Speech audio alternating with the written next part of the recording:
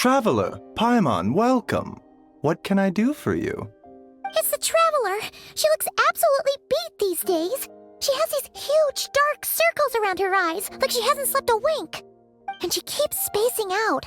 You have to call her name several times before she snaps out of it. What do you think it is? Is she sick?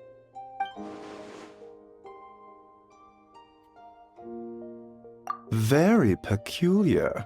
In all the time we've been acquainted, this is the first time you've come to me with a health complaint. Come, let me take a look at you.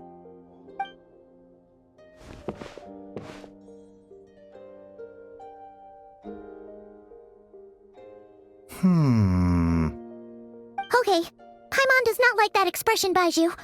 It's not serious, is it? Complexion is good, eyes are clear, breathing is steady, pulse is strong.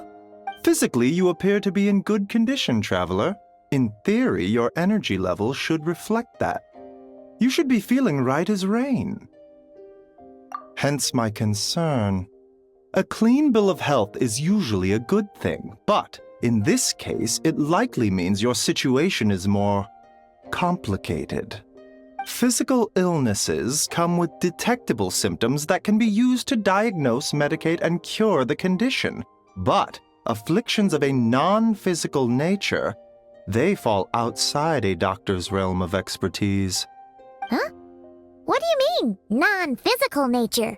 Curses, dark magic, it's hard to say. It could just as easily be a simple case of mental fatigue. Why don't you rest here for a bit? Whatever it is we're dealing with, clues to your condition are sure to reveal themselves in time. Once we know the root cause, we can administer the right treatment.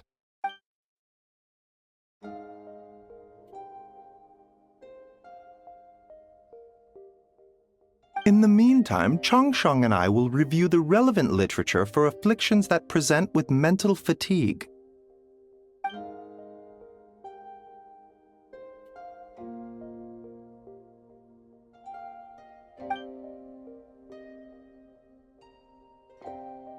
Oh, must be a rare condition if not even Baiju and Changsheng have seen it before. Well, all we can do is take their advice. You look like you're about to collapse anyway. Just get some rest. Paimon will be right here by your side. Fingers crossed you'll be all better when you wake up.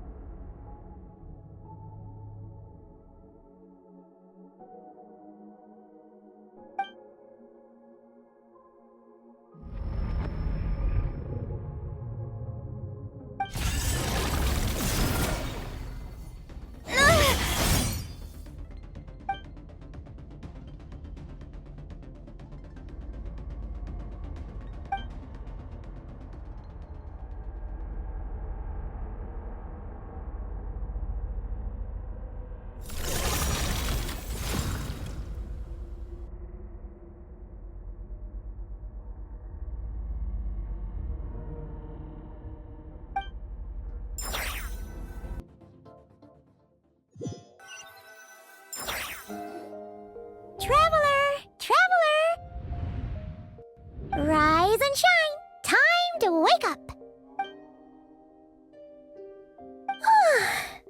For once, you're making Paimon look like an early riser. It's already afternoon. Hopefully all that sleep did you some good. Feeling any better? A cut? What? Did you scratch yourself in your sleep?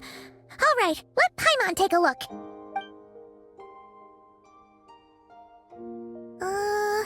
Nope, nothing there.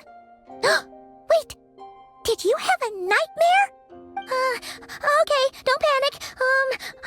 Paimon heard that dreams tell us what we need by showing us the opposite. So, if you had a nightmare, maybe all you need is something to cheer you up. Come on, Paimon will treat you to something yummy!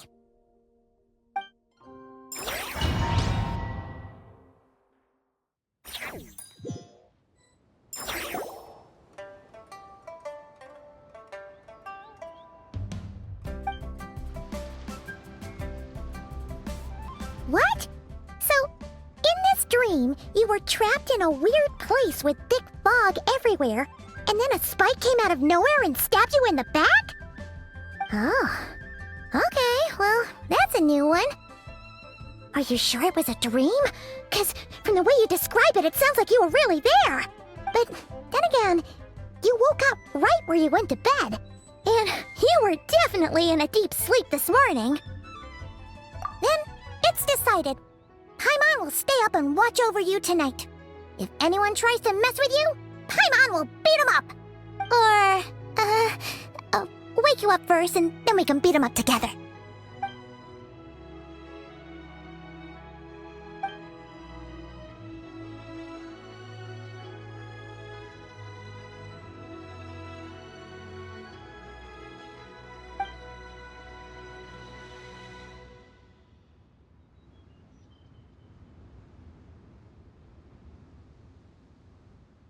Something is missing?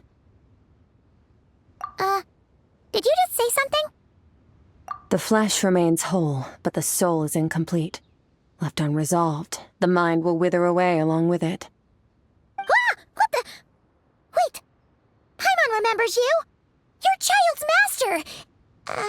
Skirk? Right! What are you doing here? The last time we saw you was at the Primordial Sea in Fontaine, right? But then we left and never learned where you went after that. Child's been looking everywhere for you, by the way. What brings you to Wanmean Restaurant of all places? You came here looking for us? And were you the one behind that hocus pocus just now? Tell me, what is it that you saw? Tight-lipped, huh? I suppose that's fair. You, I'll take a glass of wine. Oh, of course! Coming right up. We make this one in-house. It's not too strong. Enjoy. Chef Mao, I'll take a grilled tigerfish over here. Coming right up. If I knew we'd be this busy, I wouldn't have approved Shenhe's vacation. At the end of the day, what happens to you is of little consequence to me. I'm not here to try and win you over. Trust me or not, the choice is yours. If you want my help, now's the time to speak up. You have until I finish my drink. I was investigating an abyssal disturbance in the area and happened to notice you. Part of your soul is damaged, and the wound bears traces of abyssal corrosion. Need I say more? Neither of those things sound good.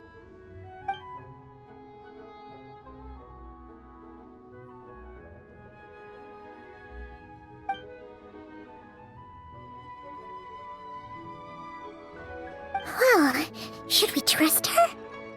She mentioned an abyssal disturbance. Maybe that has something to do with what's going on with you. But we could always find a different expert on the abyss to help us out. Yeah, and that thing she said about your soul being damaged is scaring, Paimon. Definitely something we should fix sooner rather than later.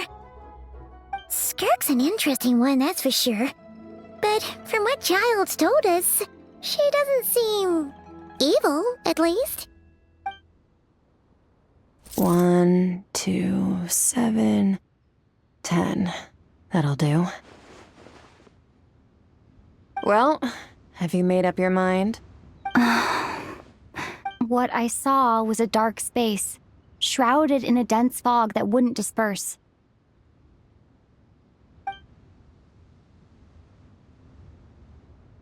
So that's all we know, Miss Skirk. Ma'am, can you help us? So, you couldn't disperse the fog. I understand. Come find me in the Guili Plains when you're done here. Oh, and I left cash for the drink on the table. Settle the bill for me, will you? Oh, okay. She disappeared!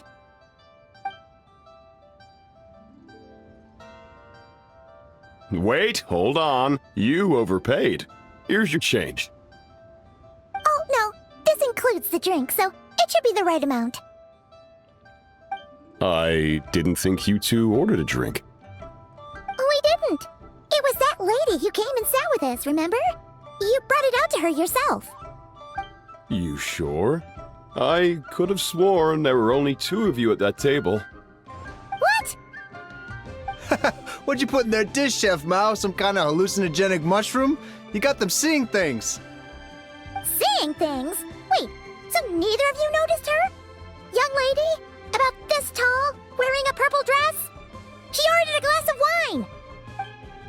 Oh, now you mention it, that vaguely rings a bell.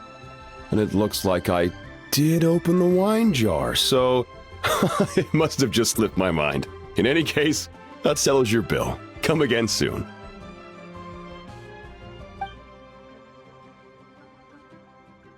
Coming! Okay, what was going on there? It's like they didn't remember Skirk being there at all. Even Paimon was half convinced we hallucinated the whole thing. But that Mora she left for us was definitely real. Oh, this whole situation is giving Paimon the creeps. But anyway, she told us to head to the Guili Plains, right? Let's not keep her waiting.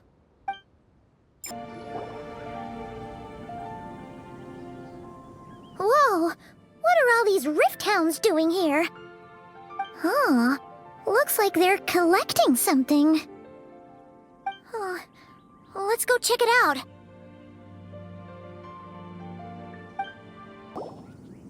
So, this is what they were collecting. Yeah, what is going on here? From the moment they are born, all beings with great power have an impact on this world. Even if their body is sundered and their soul extinguished, their influence remains. Gods are the most common example of that. The remnants of gods who fell thousands of years ago remain buried deep within the earth, carrying within them a warped will and a dark curse. Together, these remnants form what you call god remains, and it appears that some of those sealed here were dug up and removed. There are traces left, but they're fading fast. Ugh. What are you doing? Nothing! Just wanted to make sure you were, real? She's definitely not a ghost traveler. Paimon poked her, and she's solid. Your life hangs in the balance, and that's what you're fixated on? Strange set of priorities. It was just a trick to avoid being perceived. If someone notices me, those memories are erased. Simple as that. Unlike you, I have no desire to establish a connection with the world. The weak and the lowly have no right to remember me. They're lucky they only have a few missing memories to show for it. Now, can we please get back on track? Okay. Where were we? Right. The god remains. So, basically, there's now less of them here than there used to be, right? Isn't that a good thing? In our experience, god remains are 100% bad news. A lot of terrible things have happened because of them. Maybe it's a good thing by human standards, but power doesn't come from nothing, and it doesn't just disappear for no reason. The remains aren't just gone. They were taken. Very clever, traveler. You aren't the only one who had something taken from you. There are victims like you everywhere. The only difference being, you can speak, and the remains cannot. So it went unnoticed. Something similar happened in Sumeru. Within the span of one night, countless consecrated beasts were slaughtered, and a large amount of the god remains buried in the desert went missing. Of course, god remains are just one of the targets. The culprit is chipping away at sources of power all over this world, including the Stella Fortuna above. Wait, you mean... the stars? Mm-hmm. 42 of them have died out in the past few months alone. In Conria, people believed that powerful individuals have corresponding Stella Fortuna. Even should that individual fall, their Stella Fortuna would not disappear, but gradually evolve into a new constellation. Yet now, stars are disappearing from the skies entirely, and it's not hard to deduce what's happening to the power they contain. Something has been leeching power from this world like a parasite steals nutrients from a host. And now, It's no longer satisfied with the remains of the dead. It wants you. This time, it only took a fragment of your soul. But next time, there's no telling how far it could go. No one knows. All I know for certain is this. Getting back what you lost will not be easy. Considering how much power this entity has stolen, it must be a god-level being by now at least. But that's not the real concern. Souls are fragile things, and yours could easily be crushed if you go up against it. So you're gonna help us, right? We're going to help each other. You are my ticket to uncovering this thing's true identity. Well, great! You seem super strong and you know a lot about the Abyss, so Paimon will take it. Don't get all mushy on me. All I'm doing is helping you get back to normal after a sudden crisis. And I should warn you, getting mixed up with me can have unforeseen consequences. We're on very different journeys. You don't want to be in my debt, trust me. You help me uncover the truth behind this entity, and I'll help you recover what you lost. This is a transaction, that's all. You would do well to remember that. Now, come along. Yeesh! You'd think she'd be a little friendlier since she's agreed to help us. But nope, she's just like when we met her in the Primordial Sea. So cold. Well, whatever. If that's how it's gonna be, then she doesn't deserve our friendship. What she does deserve is a super embarrassing nickname. Ah, Paimon's got it. Frosty the Lavender Melon. Serves that Ice Queen right. Anyway, the important thing is that we get that piece of your soul back. So, let's follow her and see what sort of plan she's got.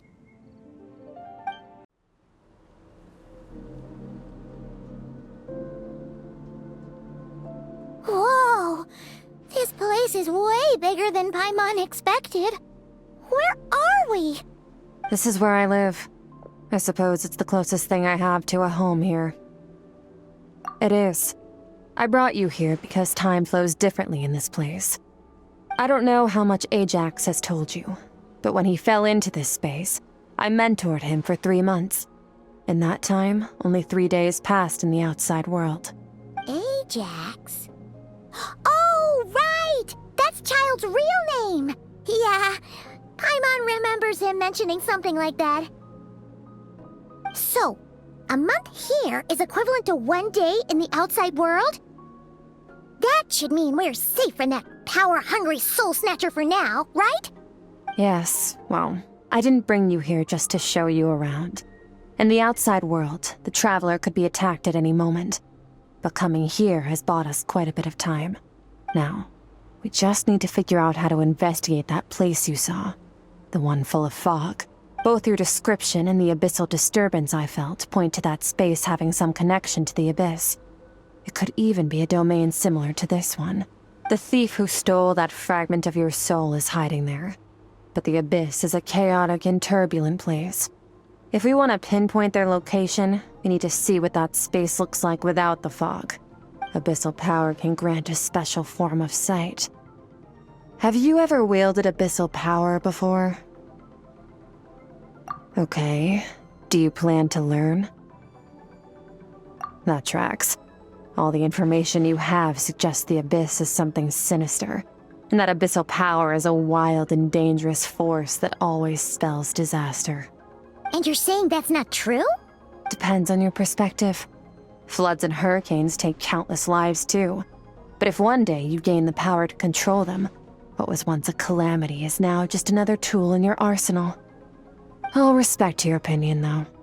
Just means we have to turn to the second best option. A little abyss crystal that contains my power. Wear it on your head, and we'll be able to perform dream mirroring when we fall asleep. Dream mirroring? It means experiencing whatever the other person is dreaming. Everything they see, think, and feel. Since you haven't studied the art of using abyssal power, and have no plans to jump in the deep end right now, I'll have to do the investigating for you. With dream mirroring, every time you slip into a deep sleep. I'll see with my own eyes whatever scene plays out in your mind.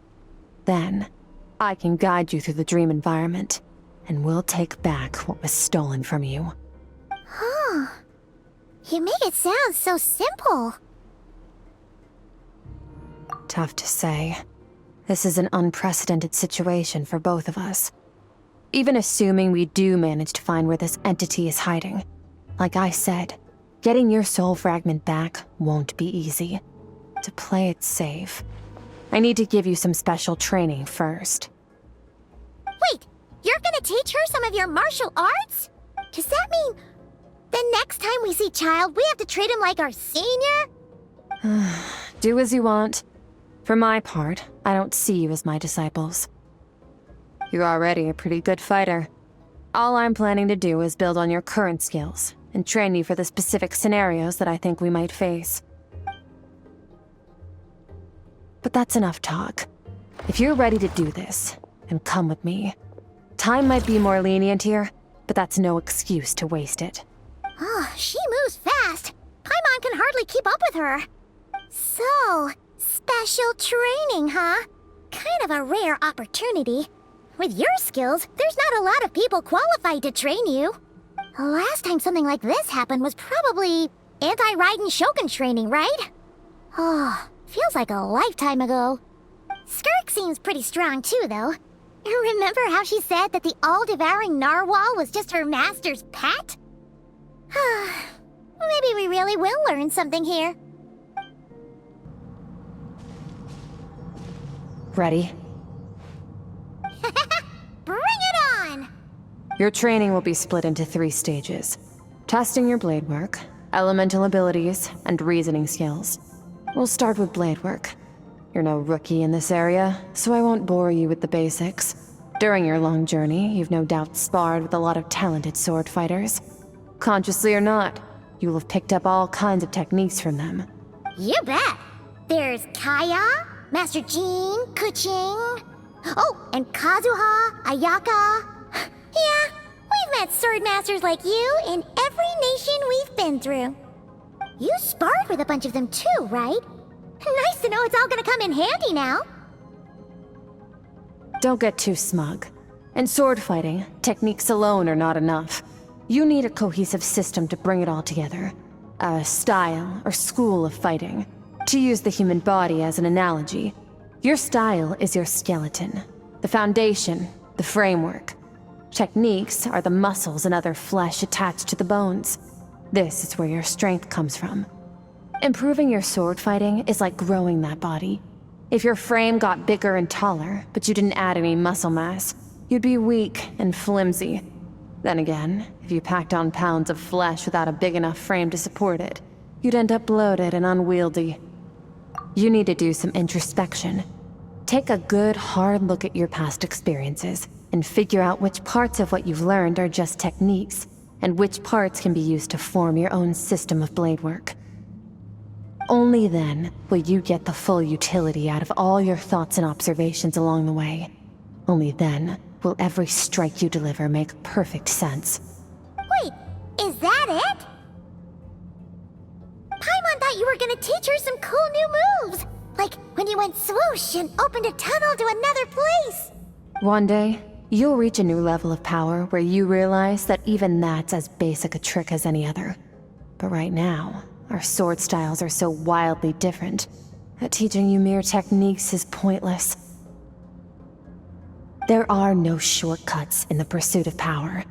Failure is your best teacher, and rigor is your coursework. That's all I have to say. Time to make a start. Train until you're satisfied with yourself.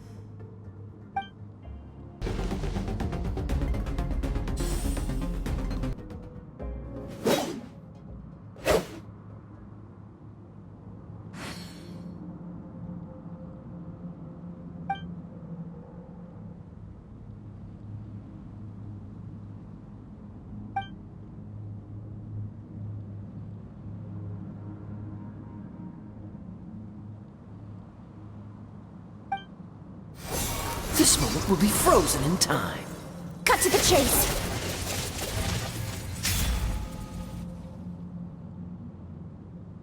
Consider a moment of true mastery that you've witnessed in another person, and ask yourself, what lies beneath the surface? What's their guiding philosophy? What's their state of mind as they maneuver their weapon? Now take that and practice it right away with speed, skill, and strength, over and over, until your hand is one with your mind. This is the only path to true growth. Step on up! Dance with the waves!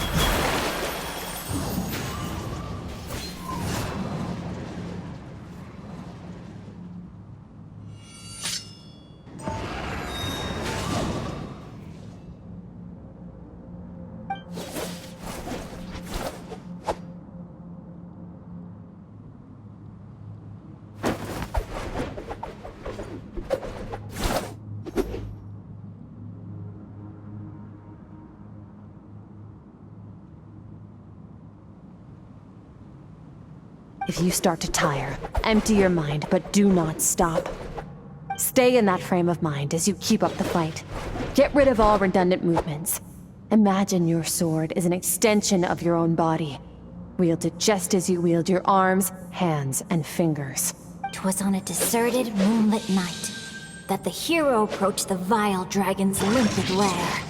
Rain Cutter! Feathers fleeting wet, the white heron treads water. A sight without flaw. Master of Inazuma Kamisato art Tachijutsu.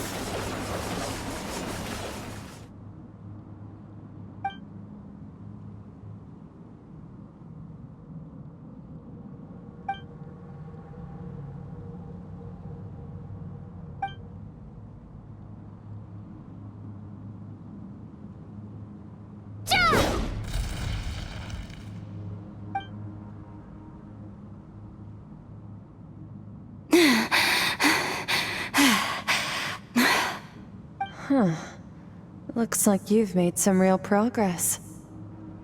That concludes your training session. Awesome! Paimon knew you could do it! How do you feel? As you should be. Time flies when you're training hard. You've actually been going for several days now with no rest. Yeah, meanwhile Paimon's had a whole bunch of naps.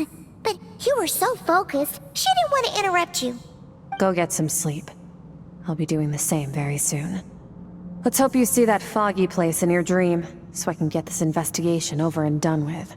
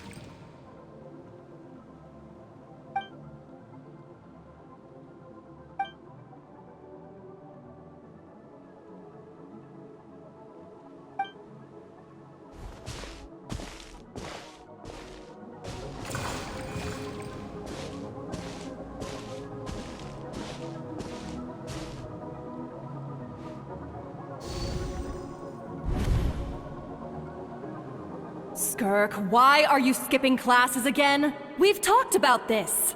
'Cause he's a crabby old man, and he's a boring old man. I don't like going to his classes. Excuse me! You shouldn't talk about your teacher like that! It's very disrespectful! Alright, let's not get into a big fight about this. Skirk's learned what she needs. there's no point forcing her to sit through more classes if she doesn't want to be there. But I'd still love to hear about what you got up to yesterday. Why don't you tell your dad all about it? I went diving and I saw this huge fish. I never knew they could get that big. It looked kind of dumb though with that stupid big fat head. I tried to shake its fin, but it just spat water at me. Oh, and today I'm gonna go to that prairie up north. There's supposed to be this giant bird there that can spit fire. I bet if I climbed on its back, it could fly me all the way to the stars. Then I suppose your old dad should get one as a pet too. Otherwise, how are you gonna hear me call you for dinner up there in the stars?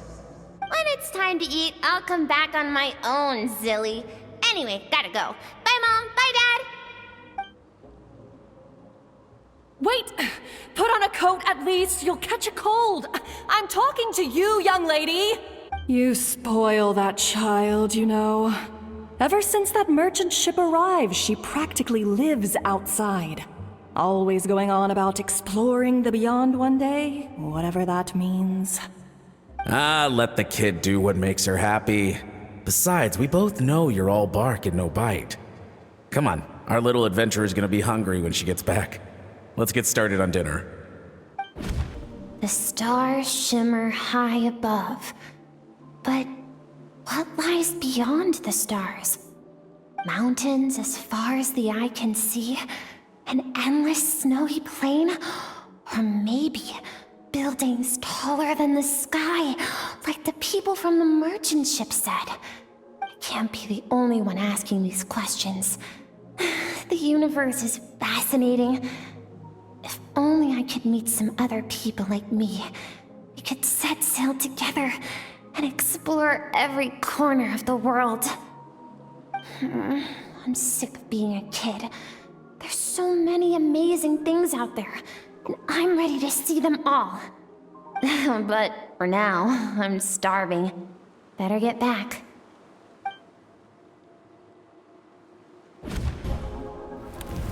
Don't let a single one of them get away! No, please, spare the children! Stay back! They're coming! Run! Help! Eliminate the threat. Take them down! Don't be scared. Ah! This way! We'll never make it! Fire. There's fire everywhere. What happened? I told you we shouldn't have trusted these outsiders!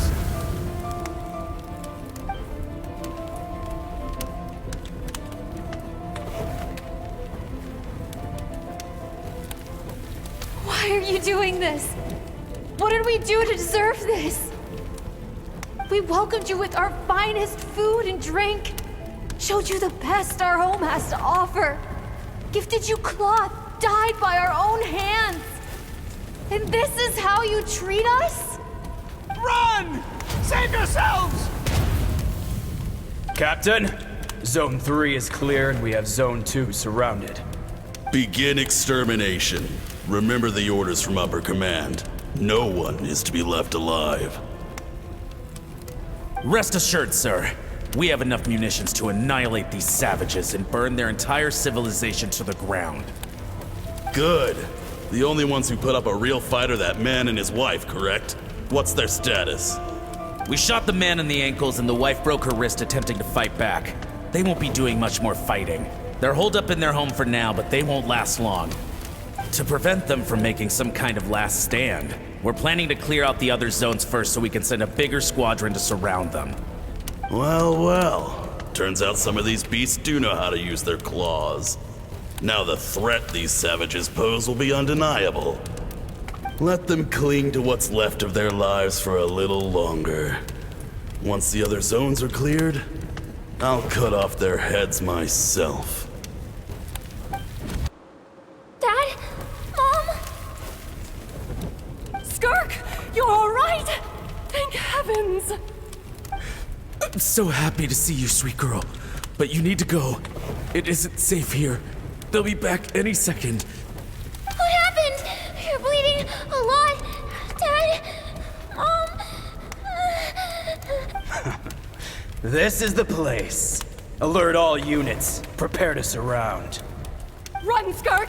Run as far away as you can! Don't trust anyone! Your dad and I, we're not afraid to stare death in the face, but we need you to survive. My clever girl, so curious. You're already so brave. I know you're going to grow up to be such a positive light in this world. Whenever you miss us, just play this song. Remember, life is a gift. Don't let darkness claim it. Break down the door! Look what we have here. A savage that can pluck a tune. Well, the show's over.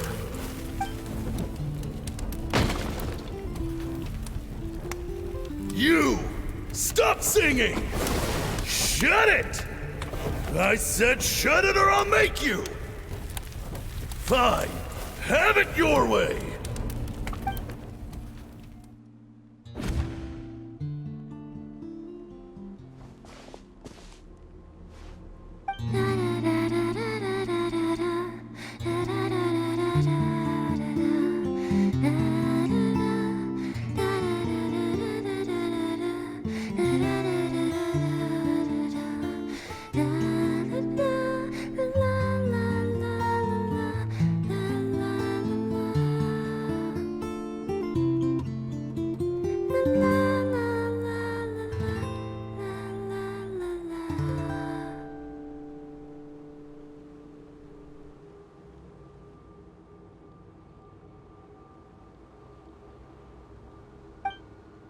Oh, you're awake? I found a few clues while you were asleep, but it's only a start. Now, time for the second stage of your training. This time, the focus is elemental energy. Come find me when you're ready to begin.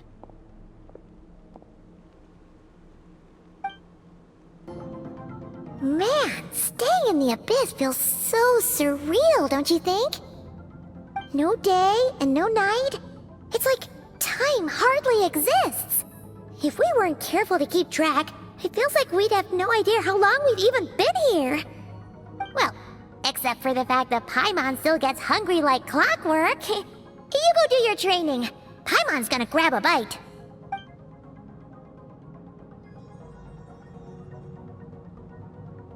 The way I see it, the pursuit of power is divided into 3 stages. The first is mastering the use of standard weapons. Next is learning how to harness natural energy. And after that, you're free to challenge even higher dimensions. The natural energy of Teyvat is, of course, elemental energy. But that's not my area of expertise. I draw from a different source of power. Abyssal power, yes. Also known as the power of the Void Realm. My master, Sertologi, is a true expert in that area. After all, he was one of the group of 5 that infamously stole the all-encompassing power of the Abyss, an act for which the people of Conria gave them the epithet, the 5 Sinners. The elemental energy of Teyvat, on the other hand, is derived from the power of the Light Realm. These 2 forms of energy exist in direct opposition to each other. Suffice to say, there's not much I can teach you this time. A keen observation, traveler. Call it respecting local norms. The Abyss stands in direct conflict with the will of this world. So, to make my life easier, I disguise my power to make it appear cryo-like in nature. It's a technique I learned from some Conrian ruins, known as the 7 Shifting Serpent. If you ever change your mind about delving into abyssal power, I can teach it to you. So I've heard. You seem to have a knack for removing abyssal power. But is purification really what's going on there? Like I said, power does not simply disappear.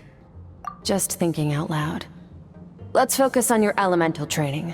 That's what's gonna help us if the situation gets tricky. True growth comes from adversity, but only if you make the choice to pick yourself up again every time you fall. So, it's time to push yourself to the limit, and then keep pushing. This is the only way to advance at pace.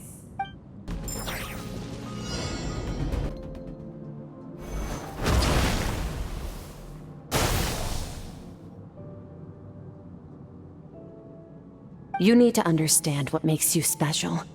The ability to wield elemental energy without a vision and switch between the elements at will. It means your aspirations need no approval from the gods.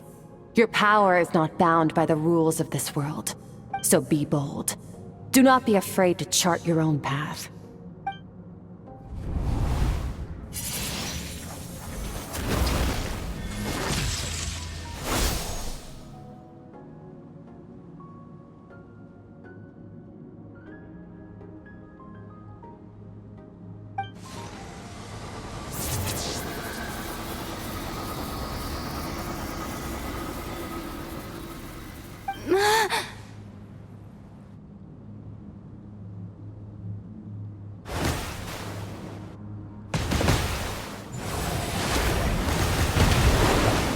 Very good.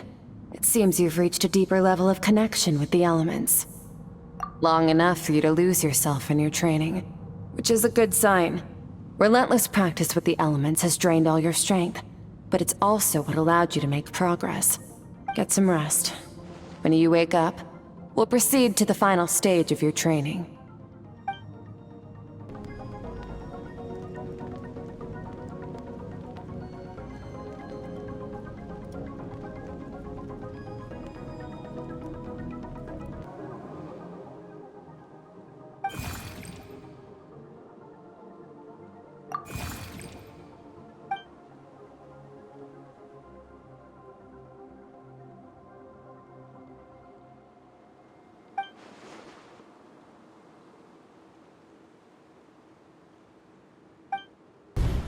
What is the secret to power?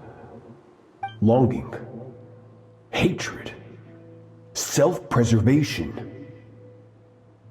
No, it is fear.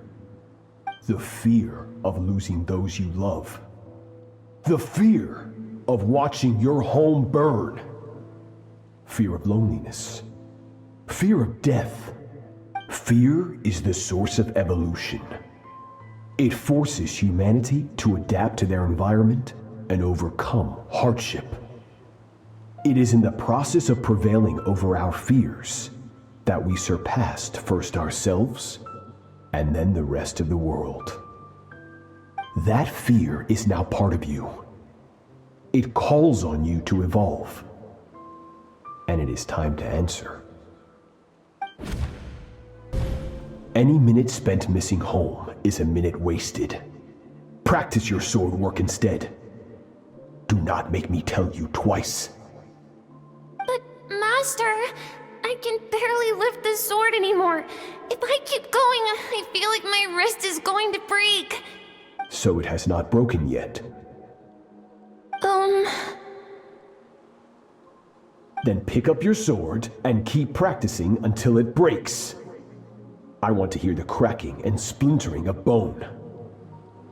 After all, bones can always be reset.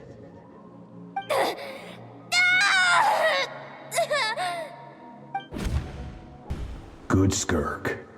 Once again, you survived. How do you feel? Cold and pain. These are signs that you are adapting to the abyss. Each time the flesh is torn and the spirit crushed, each time you claw back from the brink of death, you become stronger. I now understand why these people sought to destroy your homeland. Your potential goes beyond even what I could have anticipated.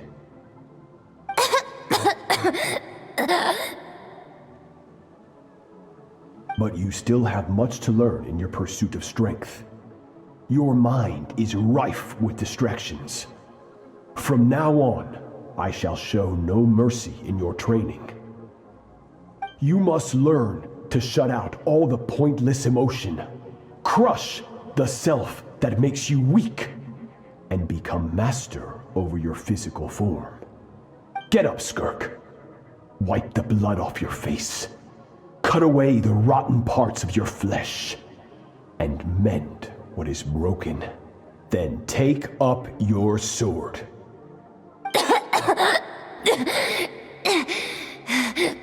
Yes, Master.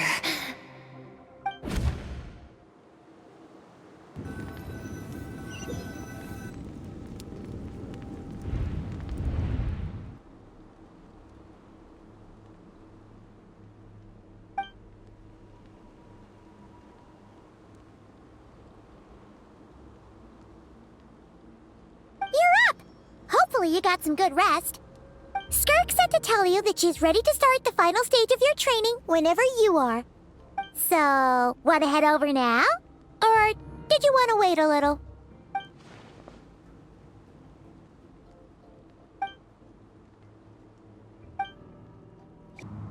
From your training so far, you have gained better command of the sword, and more control over your elemental abilities.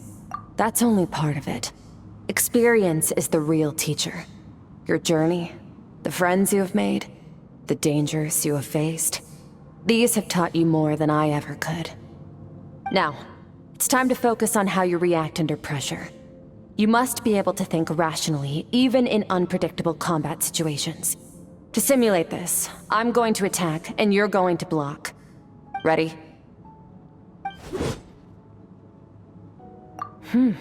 Not bad. That defensive stance looks near unbreakable. Just like your brother. Oh, that reminds me. You still don't know what happened to him, do you? Hey, no fair! That's cheating!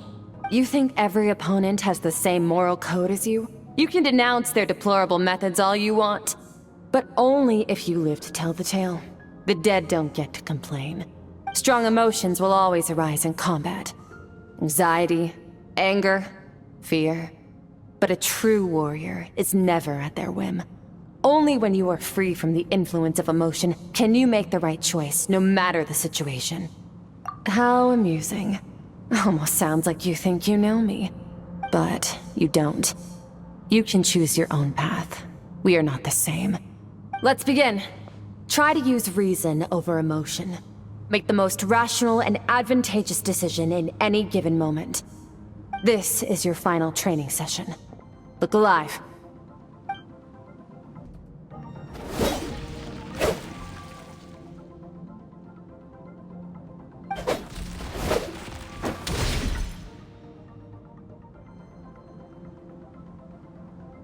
You're getting the hang of it. The first step to controlling your emotions is controlling your mind. You want a unified train of thought. It all comes down to focus.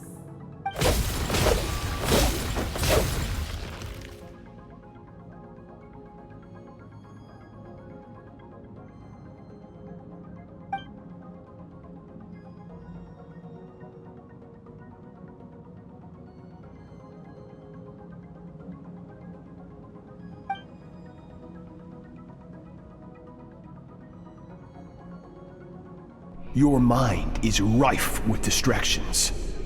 From now on, I shall show no mercy in your training. You must learn to shut out all the pointless emotion, crush the self that makes you weak, and become master over your physical form.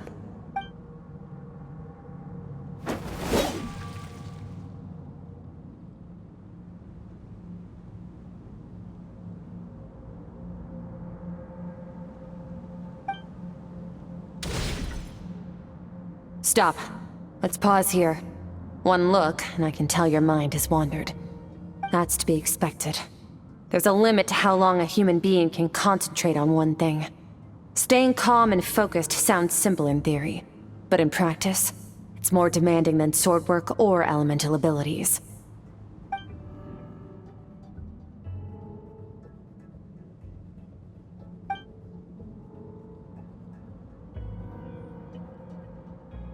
Get some rest. No point training further if you're already dead on your feet.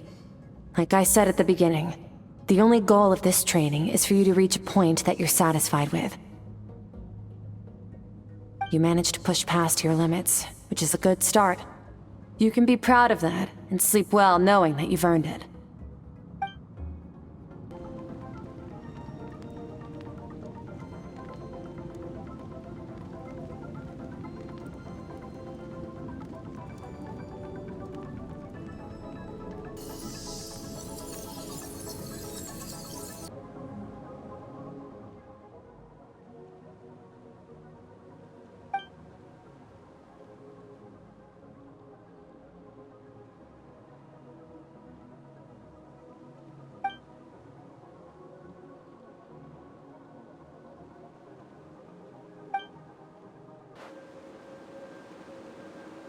Skirk is amazing. She faced down that terrifying giant and cut its head clean off. Oh, she got hurt though, didn't she? I heard it was pretty bad. Yeah, well, that's a given. But the moment she was on the mend, she got right back to practicing her sword work. I heard Master suffered a grave injury once too. Lost an arm and a leg and still came back stronger than ever. Skirk's becoming more like him by the day. Incredible. I wonder if I'll ever reach their level. They're always so resolute, so unshakable.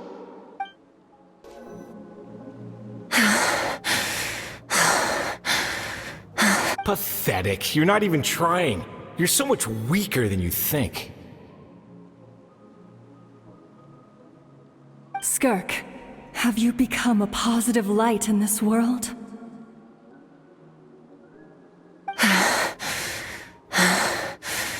Do you even remember how many of us perished in that fire? How many bodies were left to rot on the scorched earth? Yet you alone live on.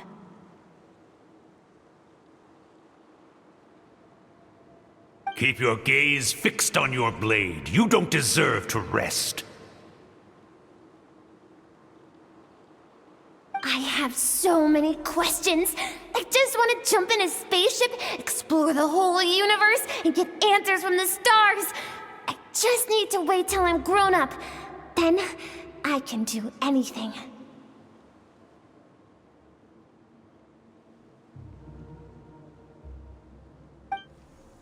Now, you must bid farewell to who you were in the past and become someone stronger.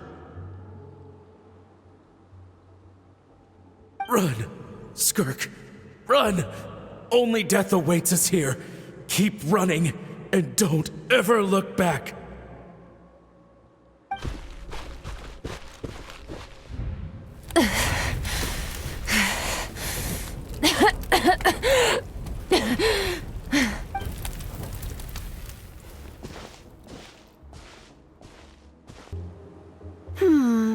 Let's see here. First things first, you need a new identity. Going around telling people you're from somewhere beyond the stars won't do, now will it? How about saying you hail from beneath the earth instead? As the Conrian saying goes, venturing out into the universe and down into the abyss are the same in that both are braving the dark unknown. Well, I'm a visitor on this planet, so I'll follow the rules. Ah, splendid. That saves me quite a bit of trouble. Let me offer you a piece of advice in return, although it might not be what you want to hear. I know the pursuit of strength is important to you, but taking a moment for yourself every once in a while is never a bad idea. Ignore her existence for too long, and there will come a day when you can no longer hear her voice.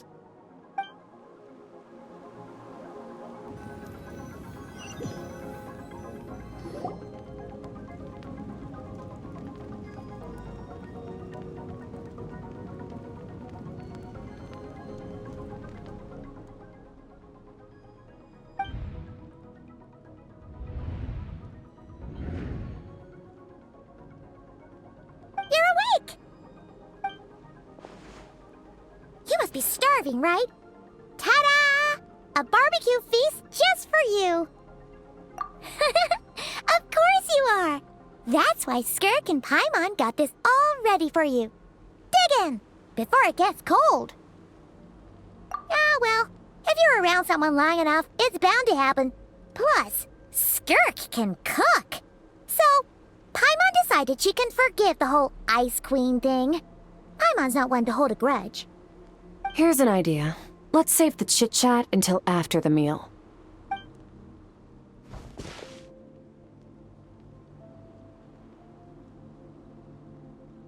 Ugh, so full. Okay, it's Paimon's turn to sleep now. Wake her up when it's time to go.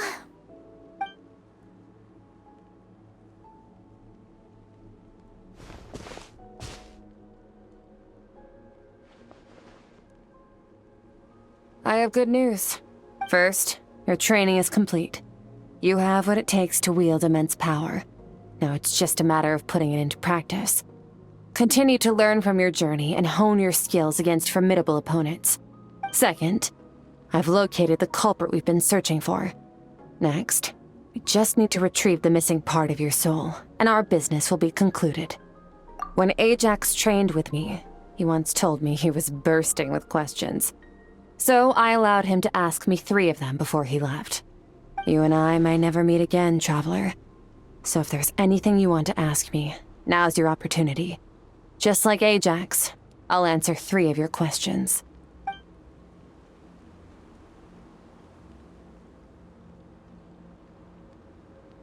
Are you really from Teyvat? Okay, not the angle I was expecting. What makes you ask that?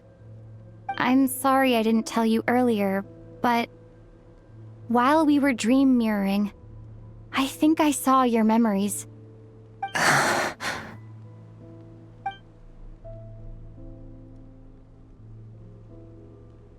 I knew that was a possible side effect.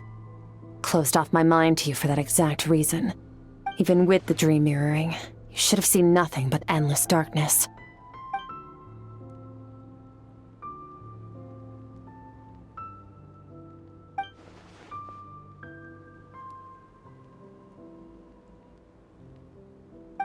Whatever.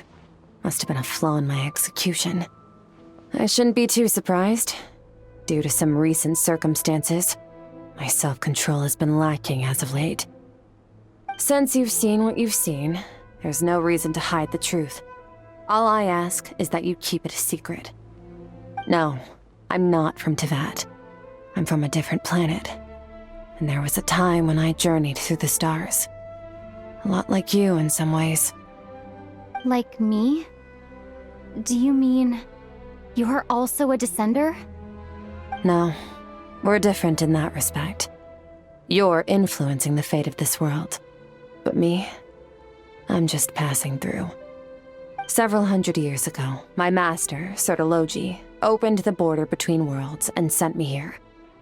But this is not my home. And one day, I'll return to the vast unknown of space. So, there you have it. On to your second question.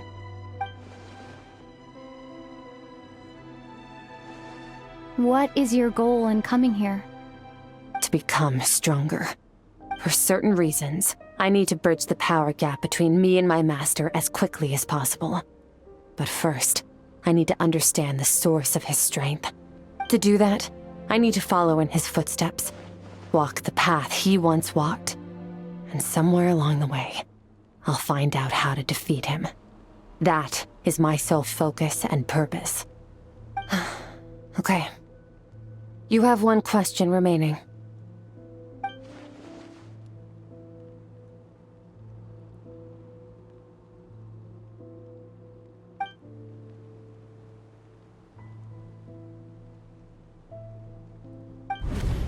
You make it sound so easy. Ever since the incident I experienced there, I've never stopped searching for Master Skirk and that unknown abyss. But it's been years now, and I've still found nothing.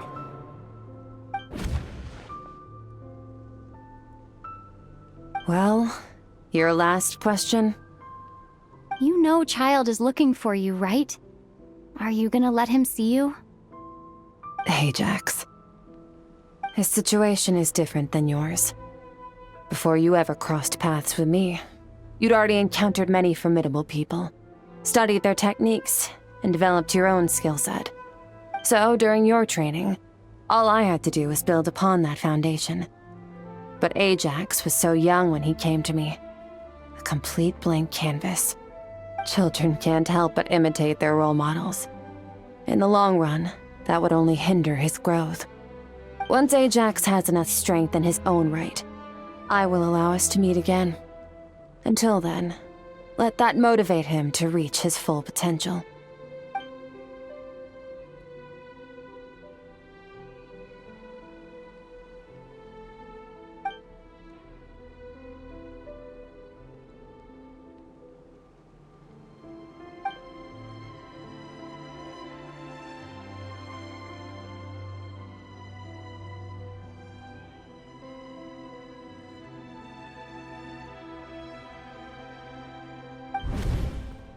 Unlike you, I have no desire to establish a connection with the world. The weak and the lowly have no right to remember me. They're lucky they only have a few missing memories to show for it.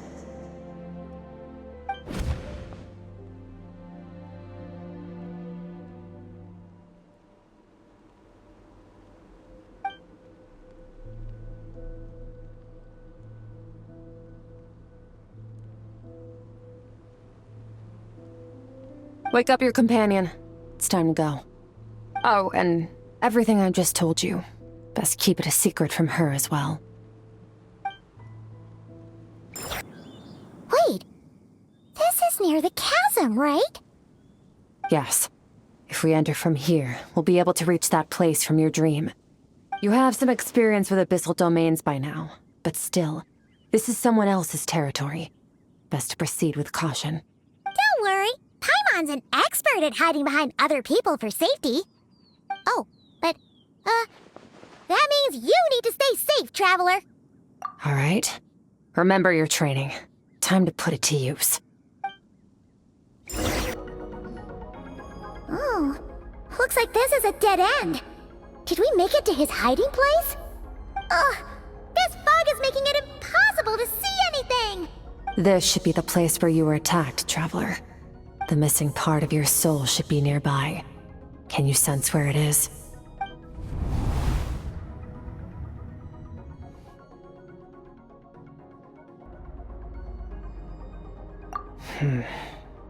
Our opponent must have covered his tracks just in case. Otherwise, you should have sensed it much more strongly. Hold on! Look! The spikes are back! Stay calm. Let's hold back a little. Give our enemy some wiggle room so we can see what we're dealing with. If you're too reckless, we might be playing right into his hands. Our enemy took part of your soul for a reason. It's likely he integrated it into his attack somehow. If we're smart about this, we can track it down.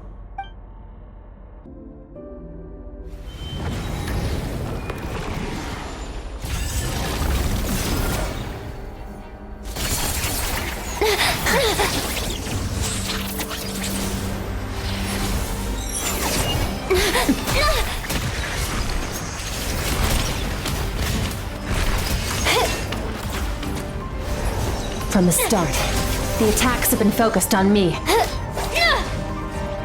Trying to break through my defenses? I see.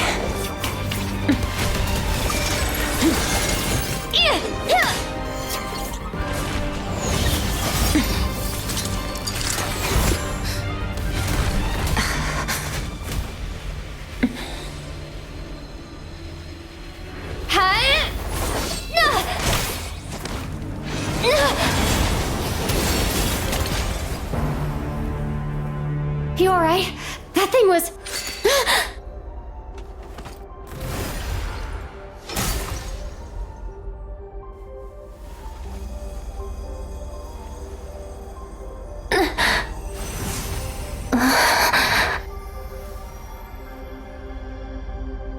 There.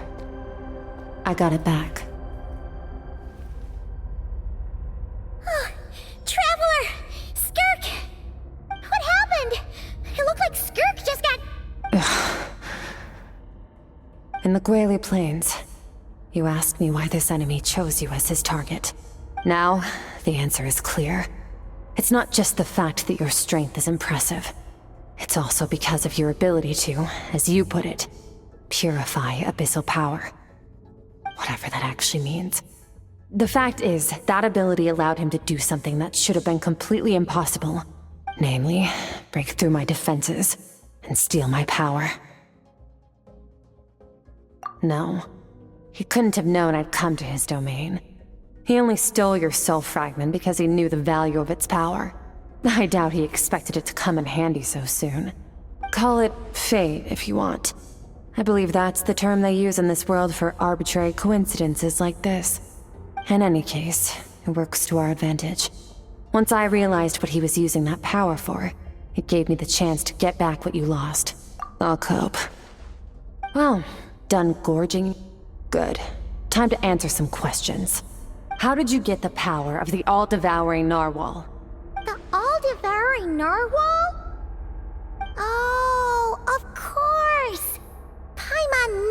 spike thing looked familiar. It looks just like that narwhal's horn! I highly doubt you acquired that power through your own strength. Tell me I'm wrong. You're desperate enough to scour the land for god remains and whatever vestiges of power you can find. That alone proves you wouldn't be able to defeat a creature like that. Which leaves one possibility. You know my master, the Foul, Sertologi. The Foul? Who dares call him foul?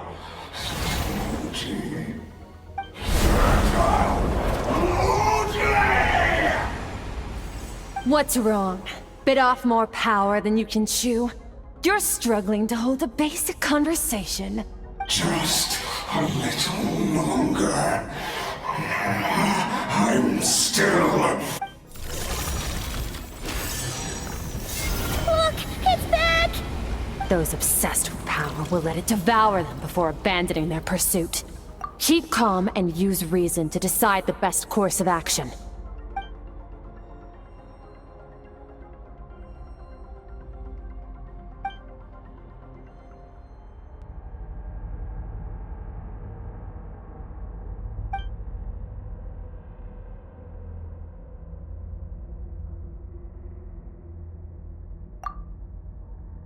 Wise decision. Final victory doesn't always come after a single battle. You've got your soul fragment back, so we both got what we came for. Let the enemy draw breath while he can. It won't be for long. Get us out of here, Traveler. You'll need to lead the way this time. Phew. Oh, we should be safe here, right? I no longer sense his presence. Can't have followed us out of that abyssal domain. Weaklings like him will find that my power is not so easily controlled. He won't be leaving that place until he's managed to digest it. You seem surprised. I suppose that's fair. You've seen but a fraction of what that whale is capable of. That gaping maw could swallow a planet whole. It's called the all-devouring narwhal for a reason. Devouring is what it does best. It can extract power from anything, dead or alive, as long as it manages to make physical contact. Yeah. When we had our run-in with that thing, Neuvillette mentioned that it has an instinct to devour. Your dragon friend recognized the nature of its abilities and used the power of Hydro to protect you. That worked because it was in a satiated state, so it was somewhat less aggressive than usual. It's a different story when it has no more power to feed off of. That's when its true voracious nature kicks in. It could devour everything on the planet in that state, which is why I cast it into that void space. But I hadn't counted on there being anyone left on this planet capable of wielding its power. To me, that says he must have encountered the whale a long time ago. Meaning, he must have known my master. Exactly. It told me everything I needed to know. Hence why I said we both got what we came for. And I believe that brings our transaction to an end. Now that you're whole again, you can get back to your own journey. I'll handle the rest of this situation myself. No way! We can't leave now! Something was stolen from you because of us! We have to help you get it back! This isn't my first taste of failure or losing power. When you fall, you get back up again and become stronger. That's how it is. But what if that monster finds you before you're all better? Plus, how are you gonna get home? It's not like you can just go swoosh and open a door to the abyss again. Not without your full strength. So, sticking with us for the time being doesn't sound so bad, does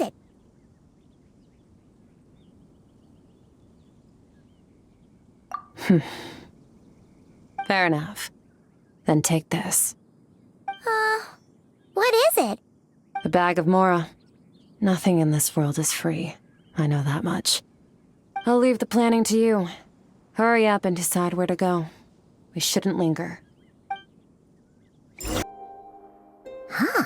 This bag from Skirk has a ton of Mora in it. Does she have a job or something? Wait, no. After what we saw at Wamin Restaurant, that seems impossible. Can you imagine? It would go something like, I'll be collecting my paycheck now, boss. Oh, sure thing. Wait, who are you? Have we met? can't hold a job if you make everyone forget about you. So, what did you do to get all this Mora? Ugh. Claimed some buried treasure, took care of a few monsters that were causing trouble. Nothing untoward. It's safe to use. Ah! You heard all that? A sonorous voice like yours is hard to miss. I wouldn't be surprised if the sound of it traveled to the nearest mountaintop. Then, did you by chance happen to hear Paimon's little, joke earlier? You mean when you called me Frosty the Lavender Melon? No, sorry. Paimon totally misspoke just now. She didn't say that at all. It was, a Paimon lookalike. Yeah, she's a piece of work, that one. Always impersonating Paimon and giving people weird nicknames. Okay, fine. The truth is, Paimon didn't like you all that much at the start, but things are different now. You helped the Traveler in a big way, so what do you say? Friends? Ugh. I noticed there was only one bed. Go ahead and get some rest. Wait, what about you? I don't get tired, and I don't need rest. I'm going to practice my sword work. That should help me regain some strength. But your shoulder... Hey, don't just leave! Ah, whatever. Let her tire herself out. She'll come back eventually. Let's get some sleep, Traveler. That comfy bed is calling, Paimon.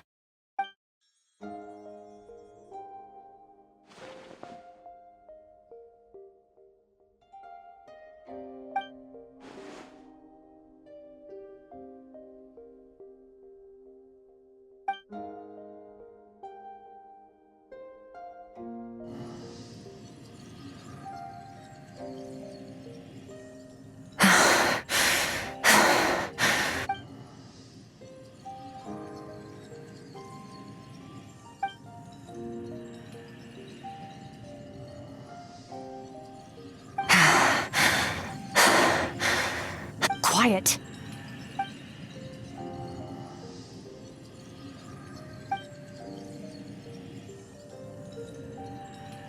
Do you even remember how many of us perished in that fire?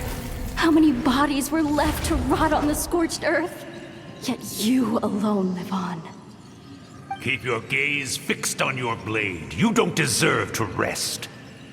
Run, Skirk. Run! Only death awaits us here. Keep running, and don't ever look back.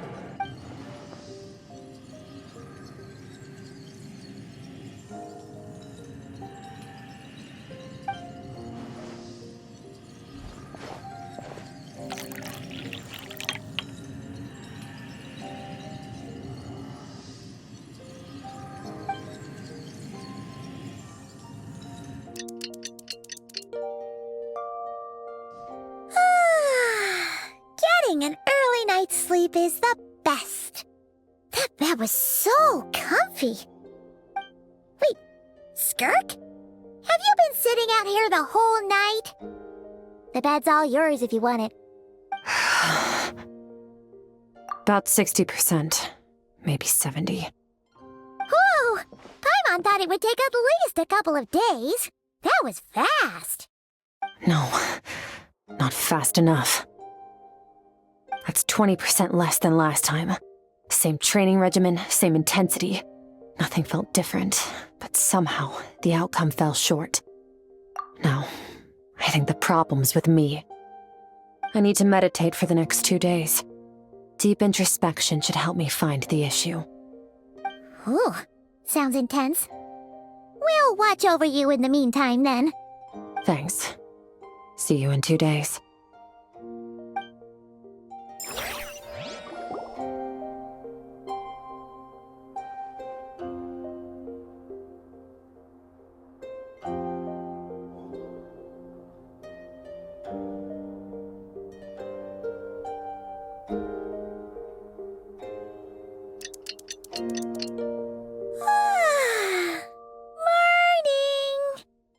Skirk is still meditating, huh?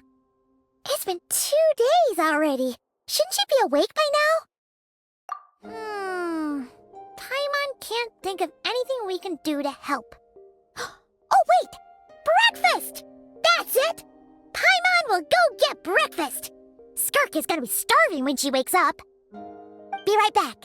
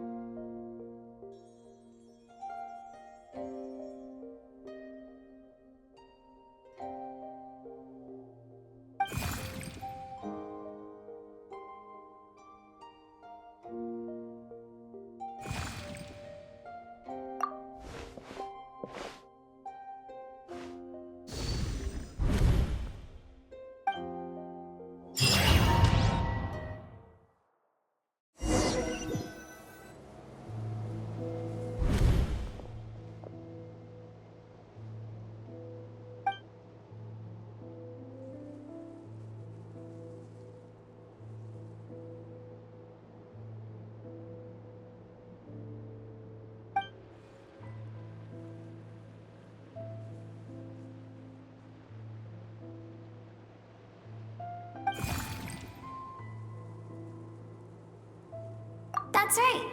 This is Skirk's inner world. Think of it as the threshold between the soul and dreams. This isn't your first time here, but what you remember is probably a space covered in darkness. I only managed to illuminate a small portion for you back then. Actually, it's my first time talking to someone like this. I only managed to break free and bring you here because the injury weakened her power. I guess that's why I can speak again, too. Call it fate, if you want. I think that's the word they use in this world for lucky coincidences like this, right? Now, before I take you to her, I gotta ask. You're the first outside visitor to ever come here, so what's your impression of this place? Oh, you noticed. This river represents Skirk's strength. Strength accumulates over time. It is the summation of a person's lived experience. So this river is where all the fragments of Skirk's life should converge into a single stream of memories and emotions, flowing forward as one. But as you can see, this river has been severed numerous times. It's because Skirk doesn't like who she was in the past. And all she sees reflected in the river is a disgraceful shadow of who she was. She cuts through water and rock with the sword of reason, severs her connection with the past, and begins anew. You must learn to shut out all the pointless emotion.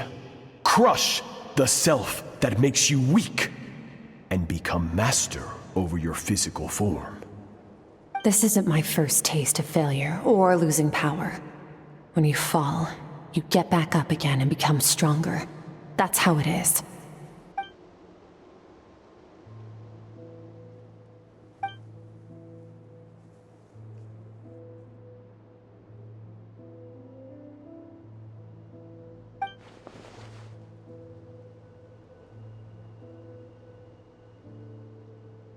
The answer to one mystery invites another question, I see. Let's follow the river upstream. There among the cliffs, among the memories etched into her heart, lies the truth of it all. Soon, you'll understand everything.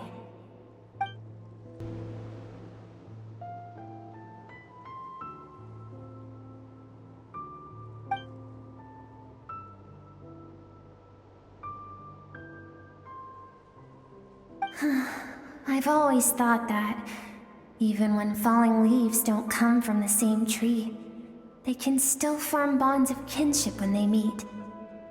Like meteors, you both made a journey through the stars. Both travelers who have landed on a planet that is not your home. Yet, when she first noticed your presence, although she hesitated for a moment, she still chose to walk away, indifferent as ever.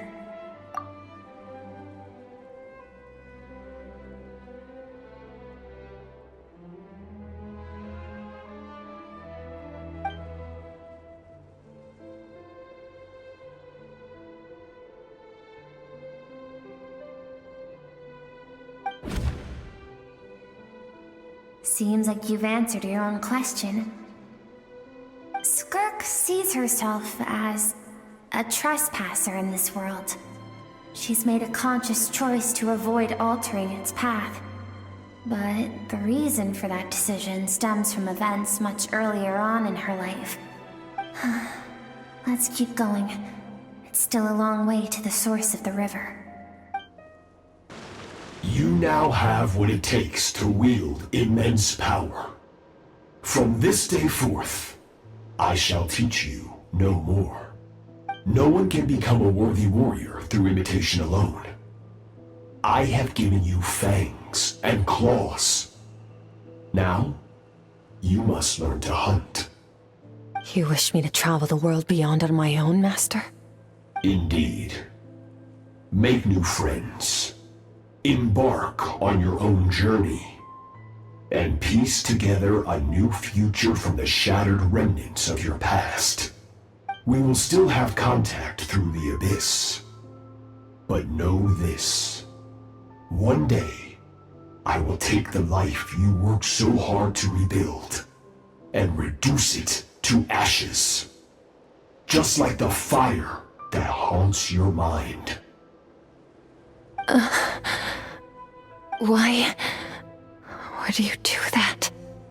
I have told you before, fear is the catalyst for human evolution. You have tasted loss. You have known fear, so deep it can be felt in the bones.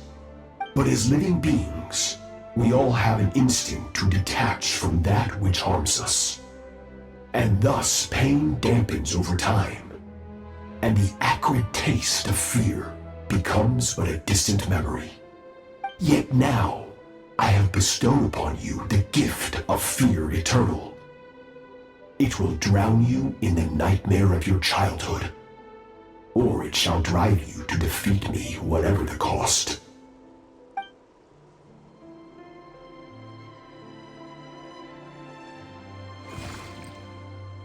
That is what Skirk's master, the foul Sertologi, looked like at one point in time. Of course, as a higher being, physical form is a triviality to him. He could appear as a beast, a human, or even a monster that defies description. The form you see him in here, clad in abyssal armor, is the one he usually wears when traveling through the stars.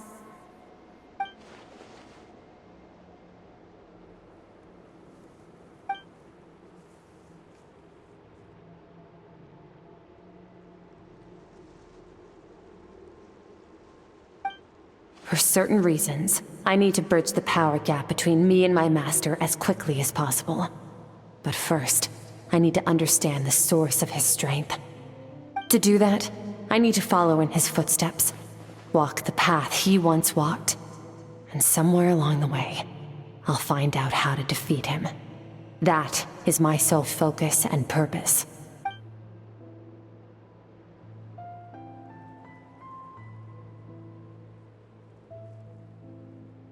I'll let you in on a little secret. The real Sertologi is terrifying.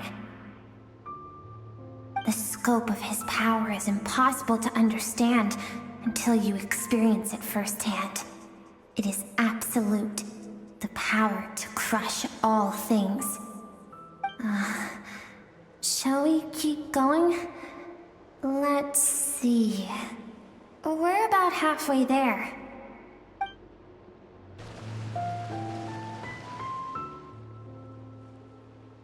We've made it quite a ways already.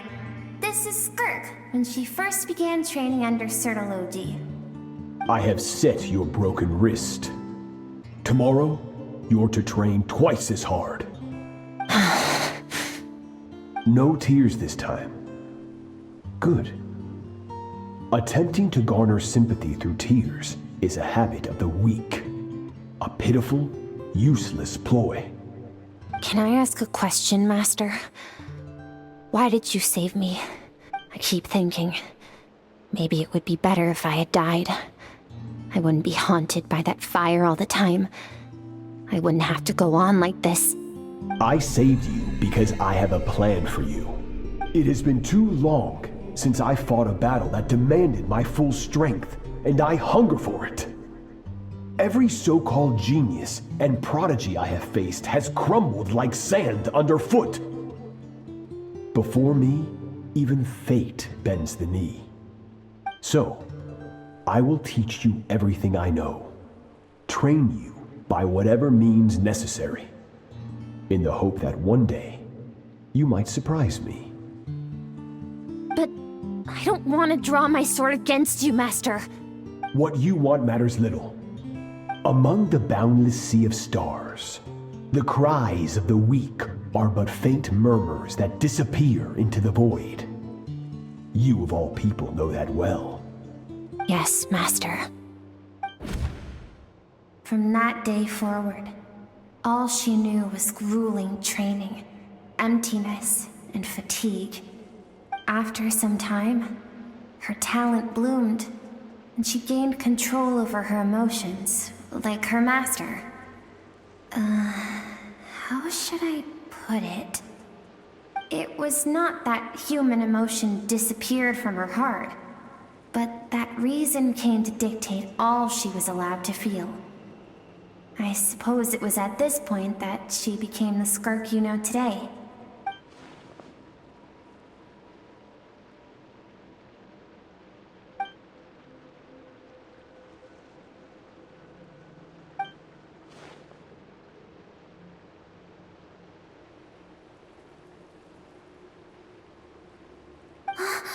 We're nearly there. I almost don't want to reach the end. Well, shall we? This is the final stretch.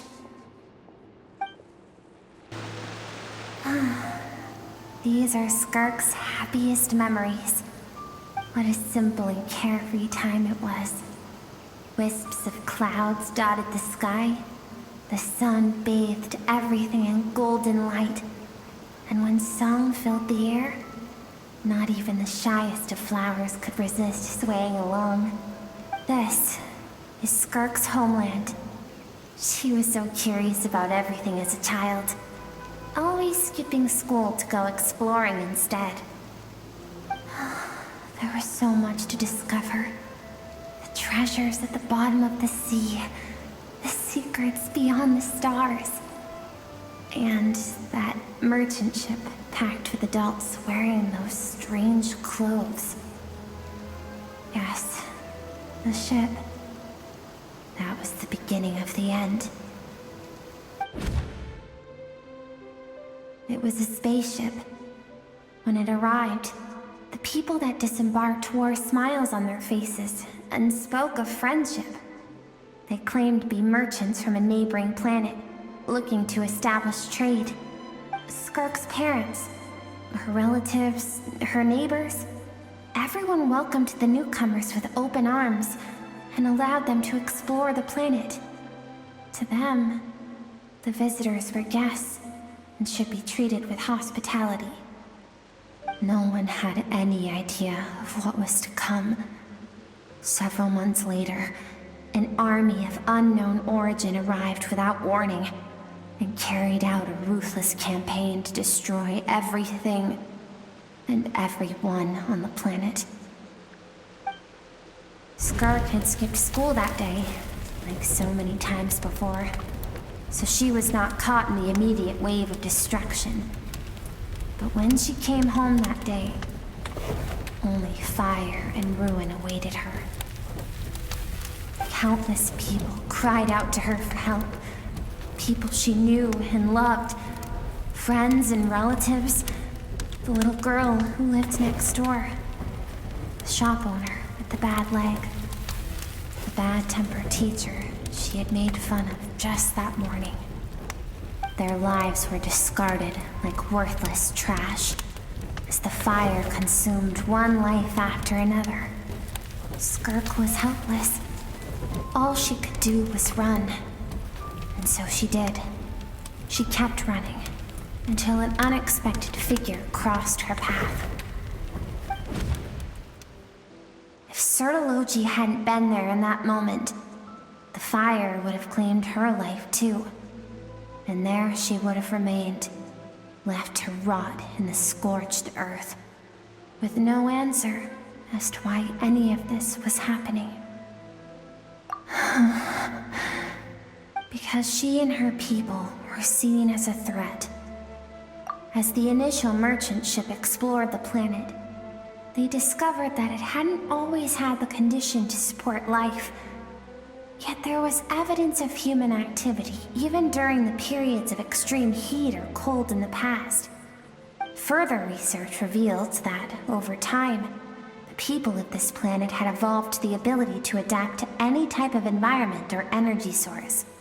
For that reason, the outsiders viewed them as a potential threat, and decided to eliminate them before the threat could rear its head.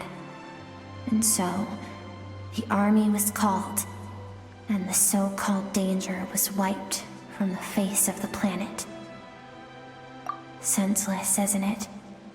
Deemed a threat because of a gift they didn't even know they had. Perhaps it was their own innocence and kindness that doomed them. But in the end, that was lost to the blaze as well. If those with power get to decide good and evil, then all you can trust in is the sword in your hand. And so, before death could claim her, she ran. She ran and never stopped. No one wants to relive their most painful moments. Well, that brings us to the end of the story. This is as far as we can go. Skirk is waiting over there. For both of us. Let's go to her. It's time to fulfill my purpose.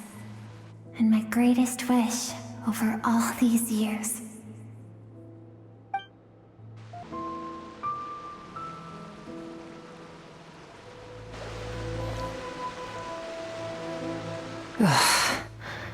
So all this, just so you could bring her here? I have things to say to you. Well, to me. I want someone to witness our reconciliation, even if it takes an argument to get there. And she is the best choice in this moment. Her suppressed emotional self, the version of herself she keeps locked in the recesses of her mind, stifled by reason. All those rejected impulses, those discarded aspects of your past selves, they are a part of me now. I am who you used to be. Someone you have refused to face for too long. So, I came to face you instead. You're wrong. I've faced you all along. And that's exactly why I keep you locked here. Your existence makes me weak. Moments of joy and longing are when we are most vulnerable. Don't forget, it was a penchant for goodness over reason that doomed our homeland in the first place. The vastness of the universe renders everything insignificant. Our feelings most of all. Even so, learning from the mistakes of the past doesn't have to mean erasing everything. Strip yourself of your so-called weaknesses, emotions like kindness and empathy, and what makes you any different from the ruthless soldiers who slaughtered our people? The difference is that I'm doing what is right, what is necessary. I allow you to exist, but with limited freedom. That is the greatest kindness I can offer. I have shouldered everything you couldn't carry. I rose above the numbness and emptiness, and it was cold, unfeeling reason that brought me this far. It made me who I am. It made me strong. That is the problem. I want to shoulder those things together. On the grand scale of the entire universe, maybe our feelings are vanishingly small, but why should that mean they don't matter? Emotion gives warmth to the cold expanse of space. It gives meaning to the world around us. Think back to those nights of gazing at the stars, those afternoons of exploring the unknown. Think back, and let them grant you peace. A brief respite from the pressure you put on yourself. That isn't what we need. It's exactly about why recovering your strength has taken longer than normal this time? Finally, you get to the important part.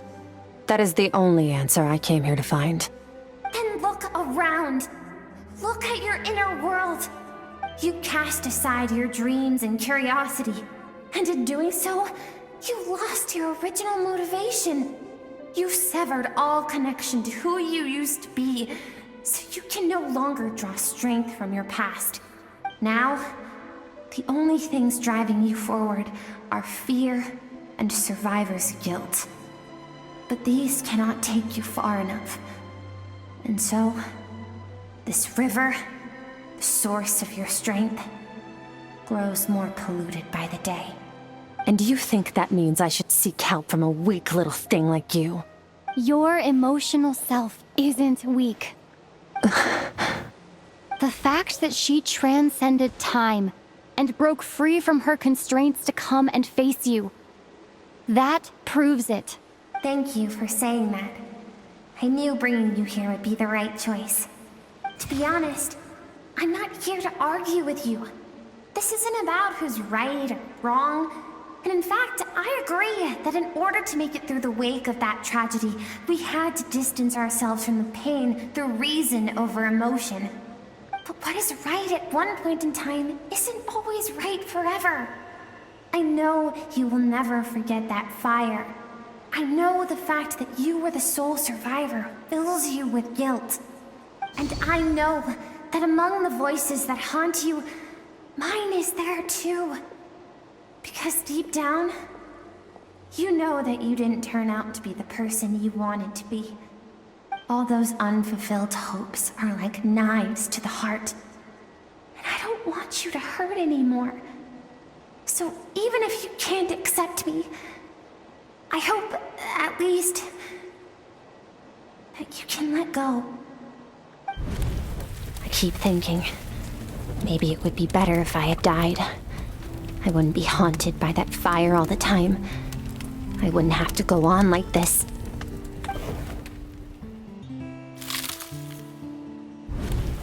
Your dad and I, we're not afraid to stare death in the face, but we need you to survive.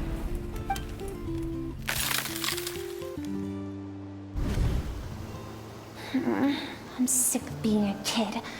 There's so many amazing things out there, and I'm ready to see them all.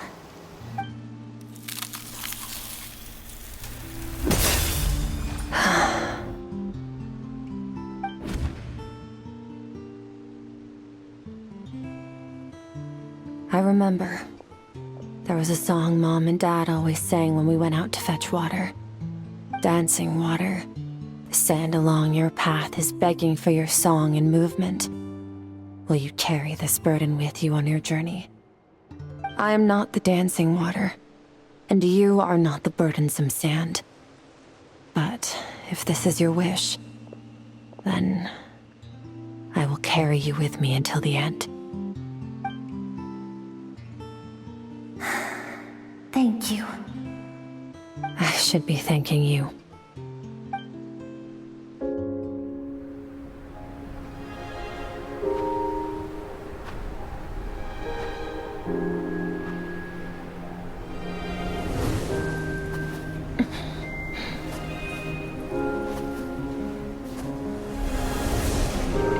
Run, Skirk, run!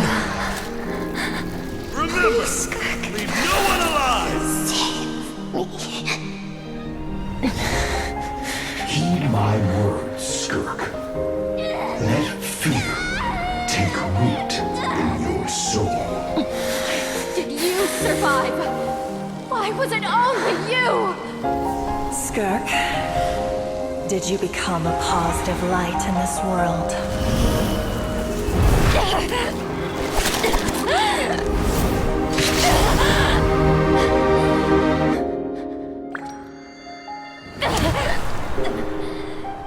Hey, this doesn't have to be the end.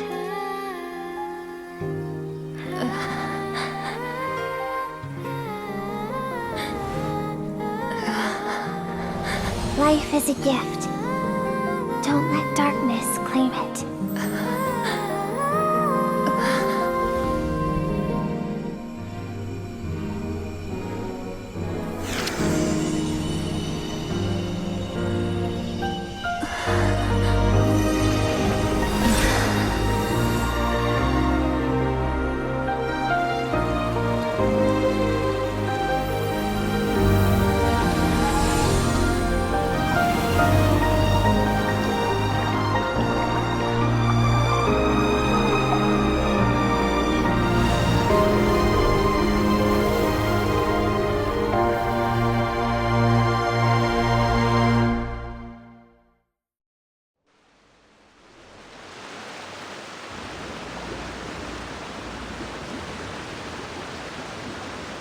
So, you saw my memories then. I once asked my master if survival of the strongest was the law of the universe. He said no, but in a world without order, those with no moral boundaries tend to be the ones who survive. That's why, after hearing his answer, an idea came to mind. An idea that, one day, I would create a new world order. One in which there would never be another tragedy like that fire. One in which power was not the law of the land. But that means I must defeat him. Because my master, Sertologi, is, at the core, a defier of all rules and order. Yes, and not just because of the gap in our abilities, but also because I have no reason to see him as an enemy. Although his decision to train me was not made out of kindness, he did everything a master should. He saved my life, taught me the sword and the principles of strength. And for that, I respect him. I know, and it's not something I want. But Master never goes back on his word. I have to treat everything he says as a promise. He's no longer into that, but he sends me messages through the abyss every now and then. Most of them are simple greetings, or an answer to one of my questions. Every time I hear from him, my heart skips a beat. And I wonder if this is the moment where he'll finally appear before me and tear down everything I've built to pieces. Maybe that means I do live in eternal fear, just like he said. Yes, I respect him, but I'm also afraid of him. And for that reason, the pursuit of strength consumes every moment of my life. I don't know what Master has planned, but I have to be ready. Help me? Why? This isn't your fight. Because if we want to build the world we both want to see, everyone has to be willing to fight for it.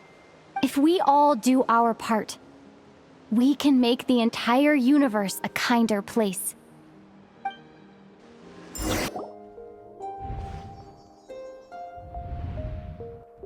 Oh, you're finally awake! Honestly, Paimon was gone for like 2 seconds and then she comes back and finds you both unconscious? Oh, you scared Paimon half to death! You're both okay, right? What does it look like? Only water from the source can cleanse the rot and filth that flows from the past into the future. I taught you to incorporate the experiences from your journey into how you fight. I suppose what happened today will become an inseparable part of who I am. Okay, so Paimon feels like she's missing some important context. But whatever. Paimon brought back tons of delicious snacks! Let's dig in!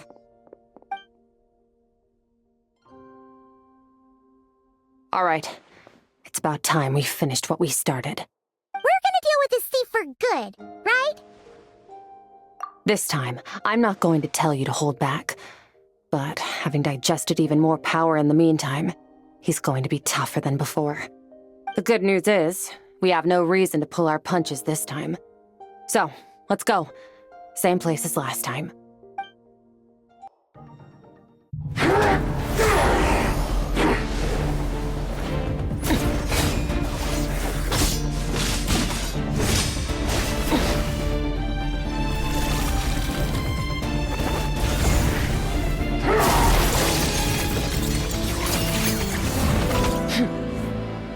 Haven't had enough of my power.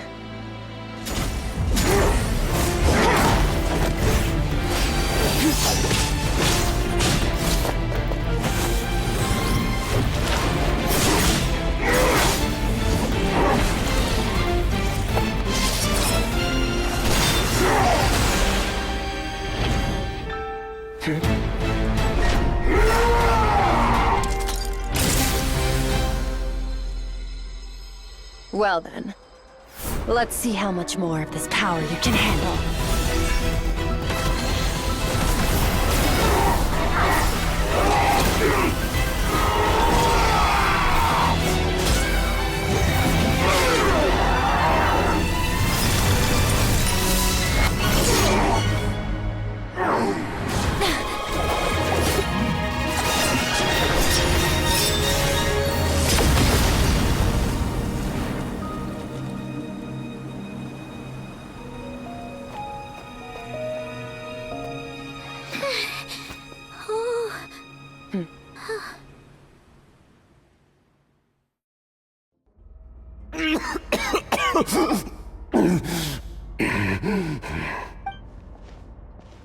Well, have you come to your senses?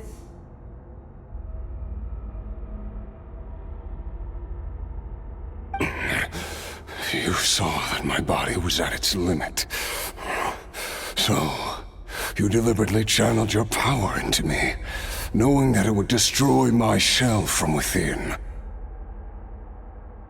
Such power, such keen battle instincts. So you must be... Skirk, Sertologi's disciple.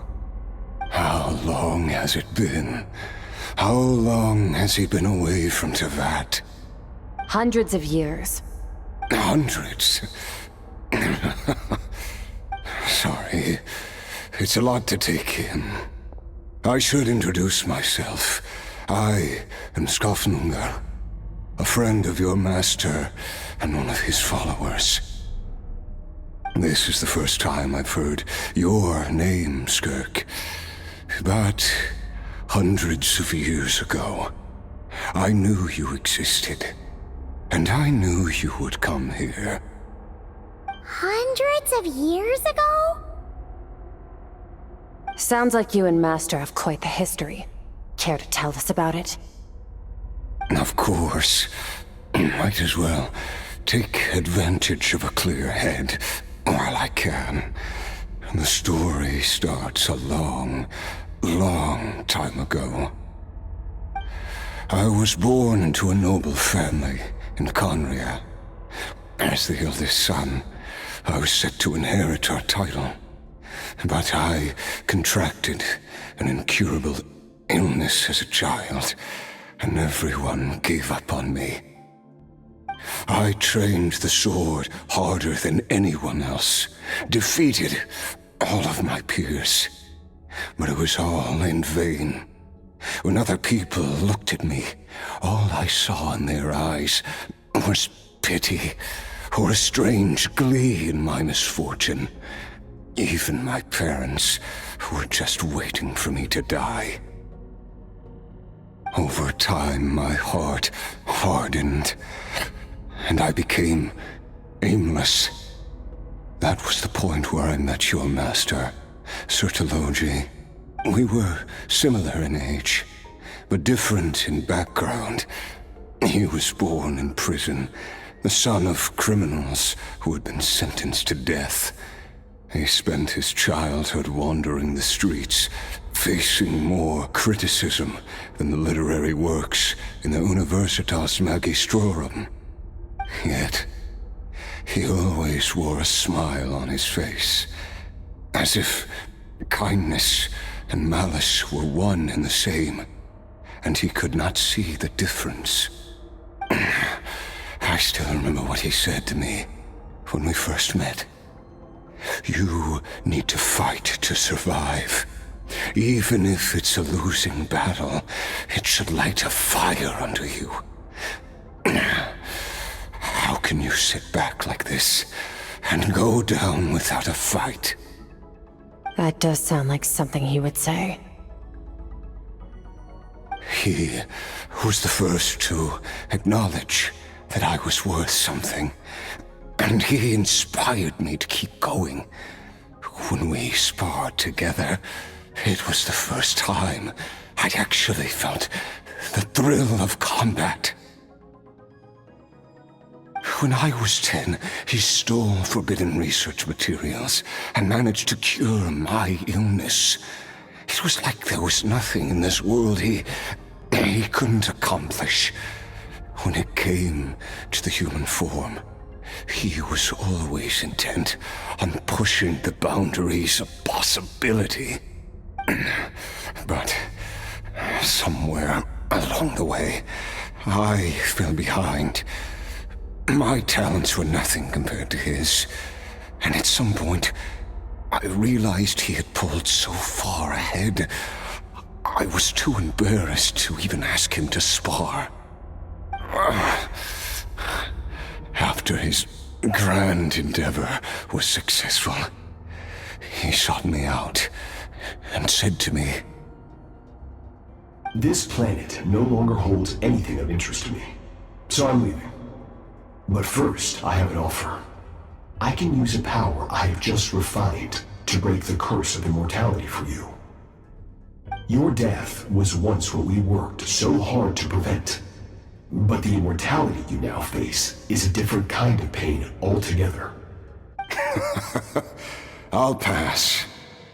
Immortality doesn't sound so bad to me. Since I can't die, it means I have an infinite amount of time to get stronger. Maybe I'll finally catch up to you one day. And we can spar like we used to. Are you sure? I cannot say when I will return. Your body, or rather, your soul, might not be able to withstand this curse. All I can do is try. After all, a wise man once told me, people need to fight for their own survival. Wise indeed.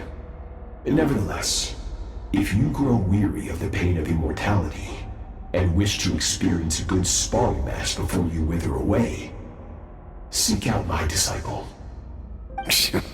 Disciple? Never thought I'd hear that word coming from you. Nor I. But Betwixt said I was destined to find a disciple out there in the universe, and bring her to Tibet. You know as well as I, Betwixt's prophecies are never wrong. Well, now I'm curious about who this disciple of yours will be. All Betwixt said was that one day, the stars shall bow in her honor. Sounds pretty impressive. Of course.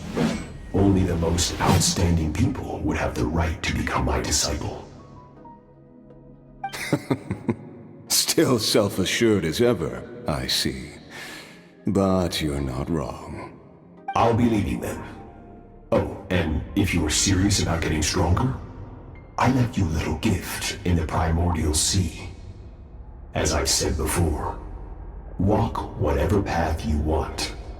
Freedom means even the wicked get to make their own choices. Waiting for me in the primordial sea was the all-devouring narwhal, already beaten into submission by Sertologi. In its weakened state, I was able to cut off part of its flesh and sew it into my own heart. Your heart? That sounds like torture! How did you even survive that? Because, of course, I bear the curse of immortality. So, you used the curse to turn yourself into a vessel for power. Even with that whale's ability, devouring power like that is not something the human body can withstand. With your body and soul constantly at the breaking point, it was the curse of immortality that sustained you. But that is not the path to strength. You have to pour your heart into it, work for it, dream of it. Instead, you stole something that didn't belong to you, and it backfired. You're right. I should have known better, but I had already pushed myself to my limits, and he was still miles ahead of me. So I had to take a leap of faith. I miss your master. I miss the days when we were all together, troublemakers without a home. I don't regret the choice I made. But if you'll allow it, I do want to apologize. To both of you. After the beating we just gave you, I think we can call it even. You're an interesting one as well. Sertologi's disciple. That's a lot to live up to. It can't have been an easy experience. I know what he's like. He rules with an iron fist, using despair and fear to force you to catch up to him, all the while standing ever out of reach. We're like mountain climbers in the dark, Never knowing how much higher we have to climb, or when we will see the sun again. True. But I made up my mind long ago. No matter how dark it gets, I will not give in to despair. I will overcome it. Besides, after hearing your story, I suspect what Master really wants is not a battle that demands his full strength, but rather a defeat without regrets. Oh? Since you're his friend, you must have some things in common. First time we came here, when you stabbed me through the fog and stole my power, I felt no emotion coming from that spike. But when you had to devote all your strength fighting me just now, I could feel joy and passion emanating from your blade. It was the joy of a researcher discovering the truth of the world, the joy of an artist uncovering a temple of wonders. Interesting. I'm certain I didn't express those emotions outright. Yet you were able to read them from my blade, like a glimpse into my inner world. You're right. That battle brought me an unbridled sense of joy, and my defeat brings me no regret whatsoever. Exactly. I think Master also craves a battle like that. One where his opponent forces him to use all his strength, unlock the extent of his potential, and transcend his own limits.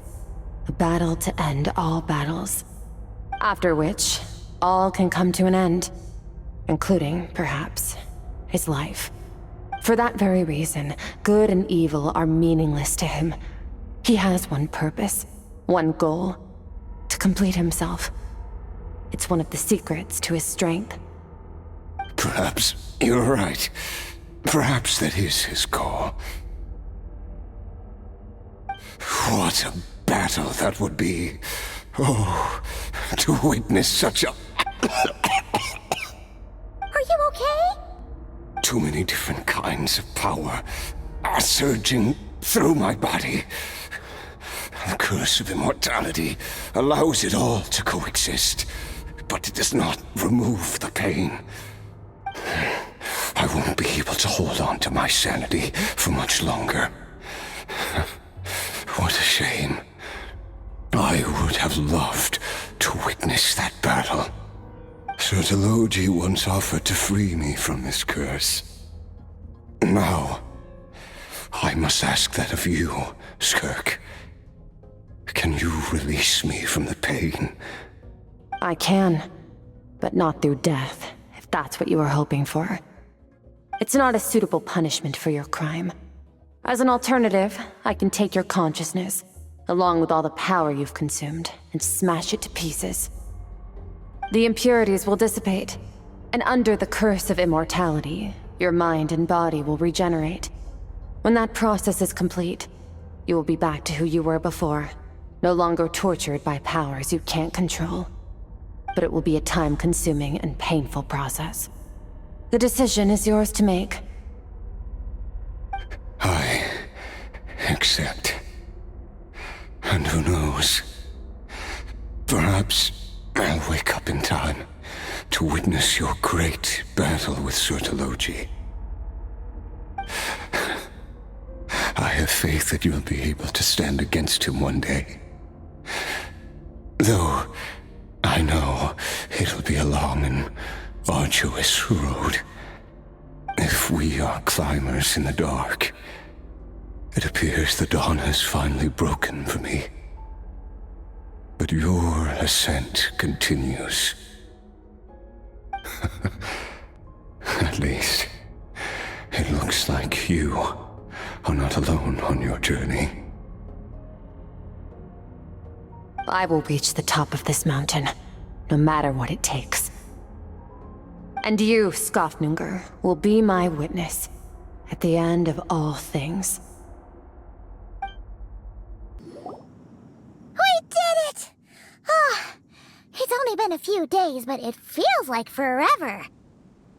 Once again, we've proved there's nothing we can't overcome. We're just that awesome.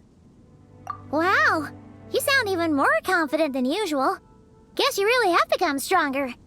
Today sure went by fast. It's night already. Oh wait, that reminds Paimon. The stars you mentioned, the ones that died out, are they back now? Yes. The power Skafnungur stole has been returned. So, the stars have regained their light. Great! Huh, it's crazy that you even noticed their light was gone. There are so many stars in the sky. If a few disappeared, Paimon definitely wouldn't be able to tell. I suppose it's because I have gazed upon this sky for centuries. The false stars, hanging in the meticulously planned sky, glittering with rotten light. It's not real. And yet, it is for that very reason that I can look upon it and enjoy the momentary peace it brings. Even the most beautiful of bubbles has to burst. We will return to the real universe one day, whether of our own volition or not. Time marches ever forward. Even the innocent and naive will taste life's bitterness. Yet through hardship, we grow until we learn to seize the sands of time for ourselves and uncover our true strength. Though we gaze upon a false sky, its vastness and majesty is palpable. One can only wonder, what is it going to take for kindness to reign supreme in the vast expanse of the universe? Ugh, this is all going over Paimon's head. But if she knows one thing, it's that the Traveler always finds a way. Ever since we met, she has filled Paimon's days with happiness. No matter how tough things get, she always finds a way to make it better.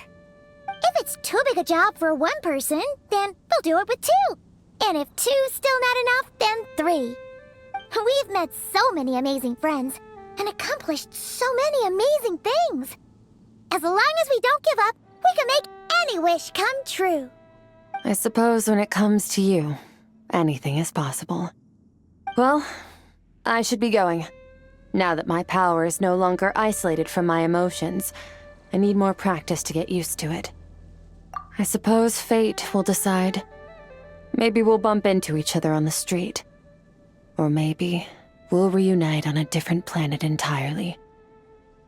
Regardless, reunions and partings are but passing moments. More than anything, I hope that at the end of this journey, wherever it takes us, we stand in a world reborn.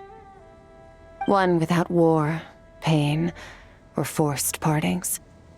One where new life can bloom, even where there was once nothing but scorched earth. For this, we must all work to become stronger. If that's what you want to call me, I won't object. Goodbye. Bye!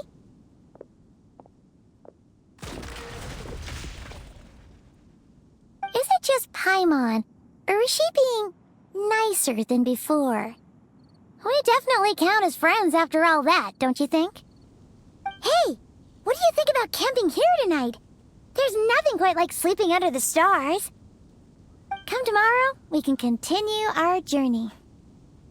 Oh, and since Paimon treated you to that super nice meal at Wanmin Restaurant, it's about time you returned the favor.